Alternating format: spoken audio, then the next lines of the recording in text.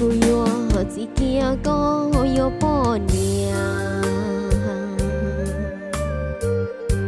yo vì lý cha na cũng lòng xia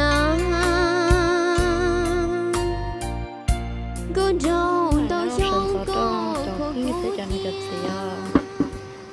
ta kia nói chè từ lúc về tôi ăn ta mua nó hoa chè ít số muối xuân đá à chè người lớn mới lấy số muối rồi chè sợ xuân đá chè của từ lúc kia từ cứ bé tôi mua chè cái sự đó hắn đã biết muốn đá kia để tuần chơi một cháo thì hắn mới chả tôi bỏ đó vì tôi muốn đá đồ nữa từ lúc từ cứ bé tôi muốn đá có dễ rất tiệt có đất để cho mình dễ tung đến lâu mà nó có qua tên cho này tôi một lần đá à tung đến lâu mình dễ tua muốn kia nè để còn cái đi còn những khi tao còn nó trên phải đi đó nó anh ra cái khi đó còn cái lâu để có thật để trốn chạy rồi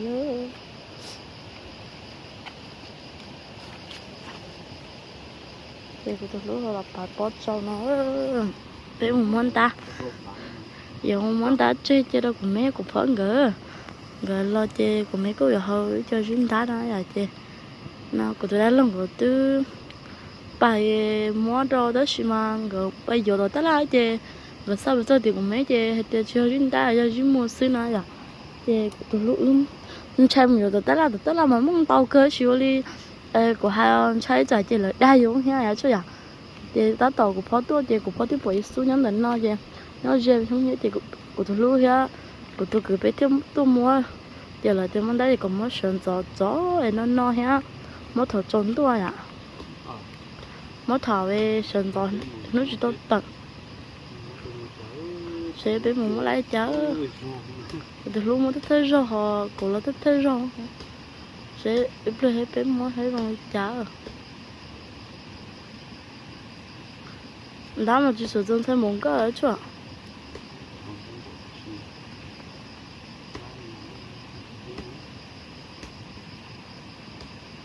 thì tụi mình mê sao cái sự đó không đâu muốn sao chân trái cơ này của chết thằng quay và tao tôi hơi tuổi của đa trong cổ nó cái tao một chút tao đi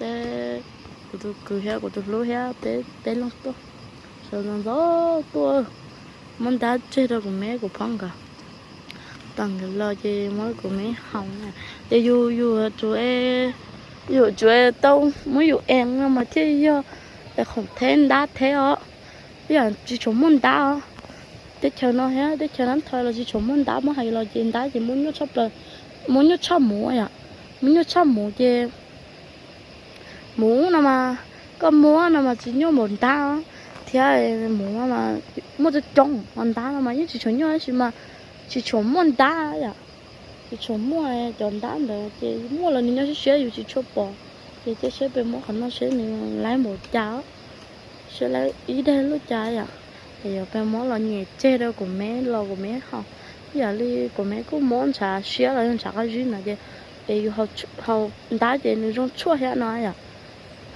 họ xin đá thì nó trong chua hết thì đá nó thì nó trong chua tao tao giả à thì nó một từ là thứ tôi muốn lấy cho mùng là tôi muốn khơi xuống một ta là chứ nó là cái thì cho chọn đồ là chỉ muốn xuống đá là nó chứ tôi lú mà lấy họ tôi muốn xuống bé mà tôi muốn xuống đá thì nó sẵn sàng và bỏ xuống muốn xuống đá nhau ok thì chọn rồi nó giờ tôi lú tôi muốn xuống đá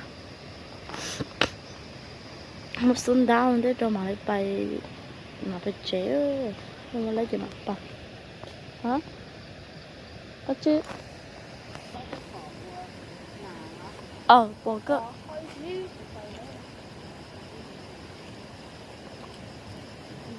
đứa đâu mà nó cái phải món ta có gì cho nó không được thầm có ha có một tiền có chỗ tiền mà ăn chút lại thì cũng là đá thôi ya chứ Sợ lỡ thọ tôi. Sợ lỡ thọ. Tôi muốn đá là tôi đi hái một con gì chứ đắp bể họ con à. Rồi tôi không đá được xíu rồi cũng xe thọ.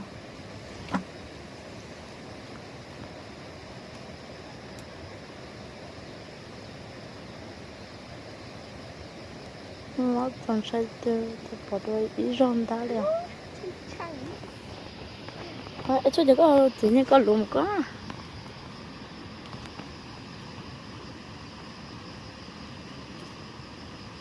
Cái món cũng một ai đi lấy bó cũng Lấy đi bỏ gì kì chứ không á. lấy từ nữa.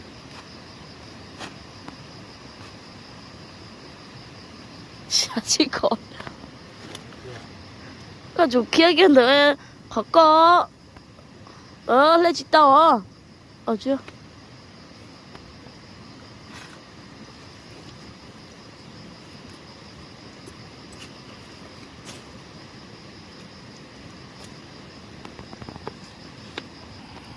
là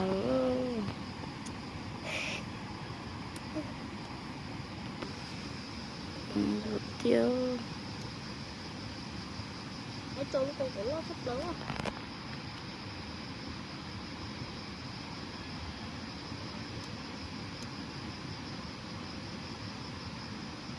Ai chẳng chẳng hả? không tốt của nó còn chó bà cái mồi đá gì ná mình sai ba tờ là chứ nó còn chó ba chứ không bằng cấp bay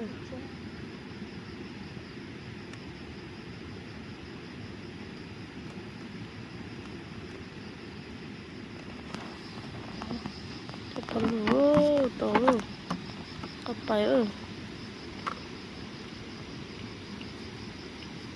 màu luôn nó là nó xuống ta cái màu tứ bò nó mò gặp bay ơi tàu lô Cần tí để một cái đâu nặng. chưa con chơi thỏเลย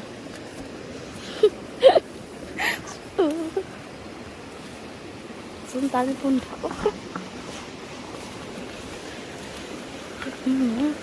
sao nó còn lại à nếu có thể nó xuống ta nó còn mơ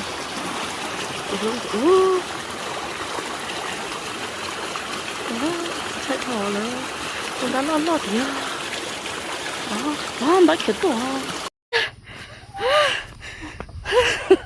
dậy đâu cũng chơi tốt tay rồi người ta lúc mất lại cô chúng mới sao liền ôi trời ơi con chạy thỏ con ta trông chạy thỏ lên nữa chụp lấy rồi bắt đầu lấy con nó chụp lấy à để dòng nó tự nhiên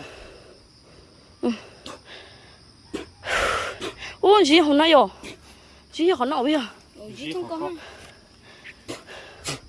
nó này muốn à lỡ trong chơi tiếp giờ chơi rồi có mà tu chăm tôi chúng ta lòi hả chúng ta lòi của nhau thì nên té lò chúng ta thúng rồi nào lúc thứ nhất thì có thay đổi tôi nó cũng thay đổi rồi thay đổi thì có nè y o b má ta lỡ trong chạy thâu liều nó cho cái gì thay tôi thế hả họ nói họ gì ở cho hai à cái gì chuẩn đâu ủa sao mà ya chua chứ mà trong chạy thì tiêu rồi cho nó mặc cho bây giờ cho tôi hết chụp lấy này rồi Chứ tương cầu ai cho bé tôi ơi. Chúng nó mới chụp đẹp. cháu đứng cổ còn đỡ nó cứ lại luôn ha trên này chúng xe rồi tôi có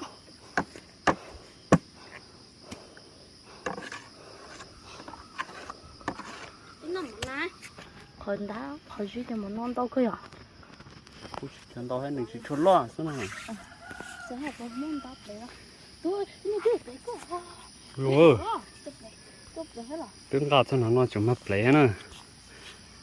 Ủa, mà chỉ biết Dạ bu buồn Tinh cái là cắt cắt Đưa nó chỉ tao Lúc bắt chân. Chăng rồi. Chân bây giờ. Tê ơi. Rồi con sẽ đi tiêu rồi. Nó nhiều tê dọ. Nhiều trống tiêu. Nhiều Trống nhá nhá. Nam mô. Còn nó chỉ thích chỉ tao mua mình nhỏ xưa còn nó.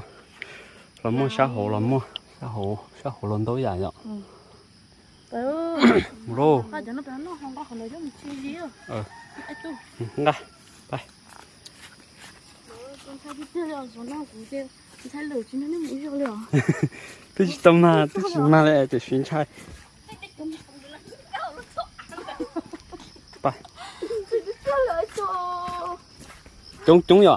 Chúng tôi chơi nữa, phải cùng lấy rồi không? Dạ. Chúng được bị rồi. Thì tôi cái gì tao cũng đi à. Tôi thì đi cá tao. Tôi chỉ gặp thông lò này cũng nhiều tôi mà我cho tôi mà tôi sẽ lo. Tôi lo thì cái thằng con tôi đi đi là cả lần còn nó không cũng còn. Thì giờ tí nó các bạn Bây giờ thì nó đi kia. Bây giờ thì nó bên đó bố cấp bố nó. Này lên liều đó bố tiền tôi.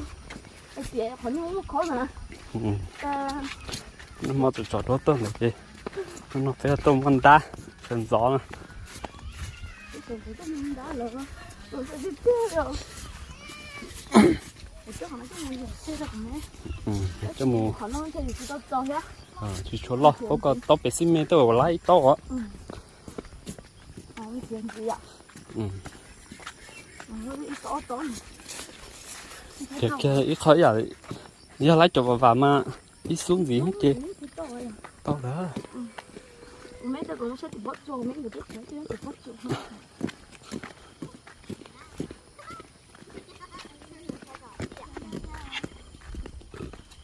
Cô chỉ nhớ cắn gà nó thông ra cũ, thì nãy chỉ lấy lò.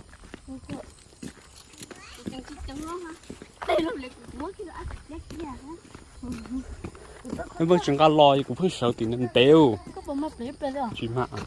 Trời có chứ mà sao liếc có hơi chỉ nói rồi. Cho nên sai sao liếc. Chỉ ạ. Nhóm đầu là tơi cho nên sai là tơi. Một ta thử tôi nói bốc bó nó kỹ chê Bác đi ra Thằng kia bốc bó nó đi vào rồi ạ. Tức sao đây của những cái số cái lò nó đã chỉ của sao cái ơi. Cái da gì cũng mua kiện là số. Tôi luôn nhớ cái gì đó tôi cũng có Em chơi cái nó hiểu phải tốt bể. Rất trẻ luôn. Rất trẻ. Rất trẻ luôn chẳng. Bó vào cần rồi nó chán đủ nó.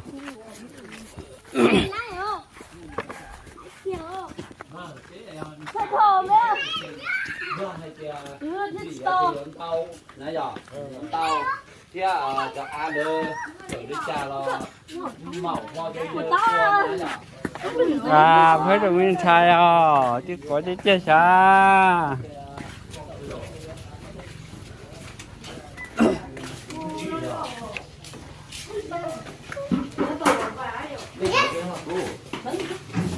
Chứ chỉ là cái sú bắt tàu.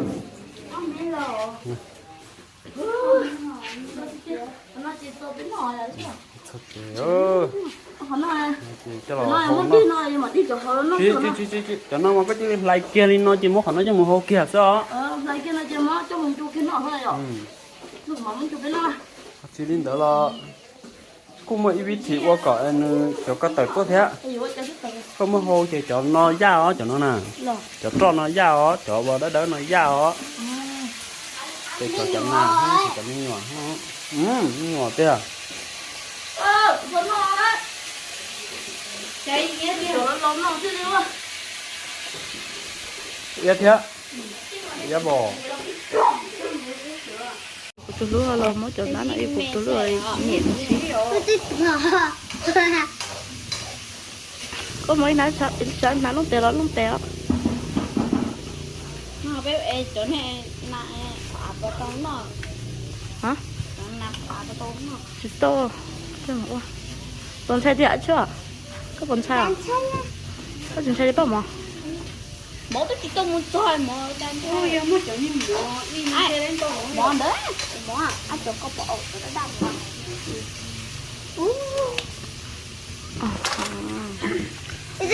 biết tụi mù không á.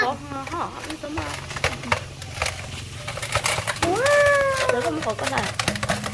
Nó là tính đâu. chùm món Đây chùm nó là. chùm món nó chỉ tát dùng cổ gì đó đó Ê, mò tụi mù ở bên Món trong. tôi mù học chứ. Món chỗ nó bật chứ, món trời món.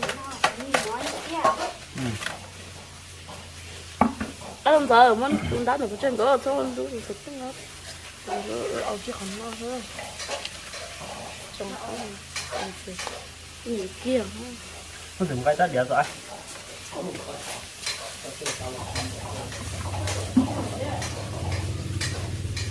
nó lọt còn nè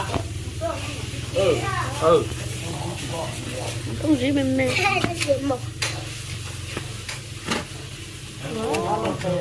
Có muốn thắng tay là nhảy kia ha, đã đi con một đáy ở ai ơ. Ui trời hắn nữa nhau có. Ôi nhảy kia. Để đã đi mà.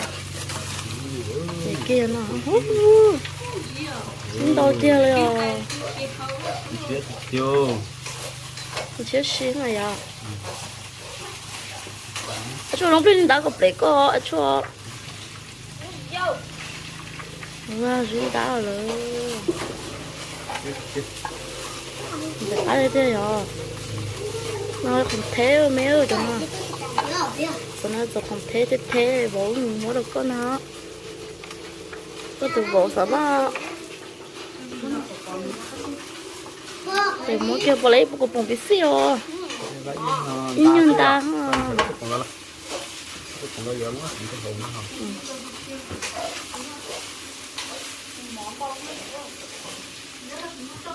chú xuống mua gì à? Giờ giờ bố mà đã mình chơi rồi em muốn mua gì xuống rồi. Ở số tiền nó có bông mua có tiền xài à? nó thì mình chờ cho nó chút cho anh để có phòng mà Tôi mua. lì rồi sống một chục con nữa hết Lại ơi, cá tê tê rồi. để có phòng là tốt cho có phòng mấy đời gì chơi có ít hay tay nó chẳng nữa cách trở cái cho nó cái chiến tá nó là thay nè Chân đá nó. có mấy trong một thau chị ở trong mình có hút có mấy trong một thau gọi có da cả ta á chị có món thì chị in chị khỏi vậy uống đây thì mình nhổ mónจะจับปลาเกก็มาแดงเตาจะรอสุดๆก็ได้ก็มาแดงเตาโกนี่ก็วิธีอาจะรอก็ต้องถอยจะก็มาเจอขนาดนี้ก็มาเลยกูรอตั้งแต่ตั้งแต่ทุกอันแต่ลูกกูหลีเจนี่เราจับปลาจะจับที่แท้เนาะเป็นตั้งน่ะ Đó, ua lấy chỗ nó hả? Đó, mua lại cái cặp bông nó hả mấy ơi? lấy tan to Chúng ta cặp bông. nó viên đá thế rồi mẹ Cho nó cho không thế đi hả? Cho nó mà chỉ do một món. có tin cô đi học cái để ra nó xíu nè chờ mỏ chưa nó là có phải món là tôi có biết tôi chẳng có mẹ Mà cái đó là mấy tụ bộ cái món đó mấy mà của mà bông pita rồi. nhiều chỉ khơi món đá thì nhiều thay rồi món Cái gì tiêu sữa nó có tiền à? thay rồi món kia đây là cực kỳ món chính nhau kia để nó bây giờ món tàu nó cái gì hơi có chén nó thế rồi Nhưng mà sữa nó còn muốn tán được chắc là uống nó hả? giờ tôiรู้giờ là món đá để cho khỏi nằm cho là nó xài thế nó Đó, chị bé mà xin chị đồ. Nó giống như nó à.